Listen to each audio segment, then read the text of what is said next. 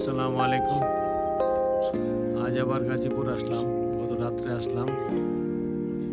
আজকে আসার উদ্দেশ্য হলো এই জমিটার উপরে যে ইটা রাখা হয়েছে এটার উপরে বাউন্ডারি করব। বাউন্ডারি করে একটু বালু ফেলাবো, একবারে ফেলাইছি আরও বালু ফেলাবো, বাউন্ডারি করবো। আর উপরে দোতলা দোতলা দুটা রুম করবো। সেই উদ্দেশ্যে মিস্ত্রি আসতেছে, ইটা রেডি করা আছে, বাউন্ডারি এবং দোতলার কাজ করবো। গত সপ্তাহে দেখাইছিলাম যে এই জমিগুলোতে ধান মাত্র রেডি করছিল, যে ধান লাগাবে। কেউ কেউ লাগাইছে আর কেউ কেউ রেডি করতেছিল। আর এই সপ্তাহে দেখেন ধান লাগায় কমপ্লিট। আর একটা ক্ষেত বাকি আছে লাগানো।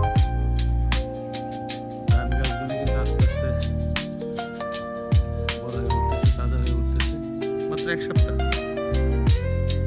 সপ্তাহের মধ্যে এরকম পরিস্থিতি। 3 মাস 3.5 মাসের মধ্যে ধান কাটা লাগে যায়। এই যে দেখেন, এই ক্ষেতগুলো সেদিন গত শুক্রবারে এগুলি ধানগুলি রোপণ করছে। এখন এই শুক্রবারে মনে হচ্ছে যেন ধান গাছ আস্তে আস্তে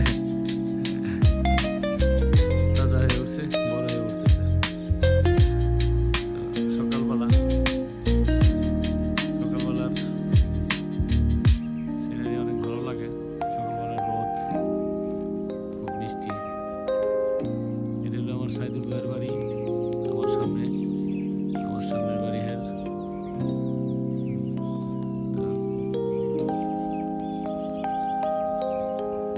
এই সময় আমার নাতিরা থাকলে আমার ভালো লাগতো। নাতিরা আসবে হয়তো কয়েকদিন পরে। নাতিরা আসলে খেলাধুলা করলে ভালো লাগে। আসবে নাতিরা, ওদের শিগগিরই চলে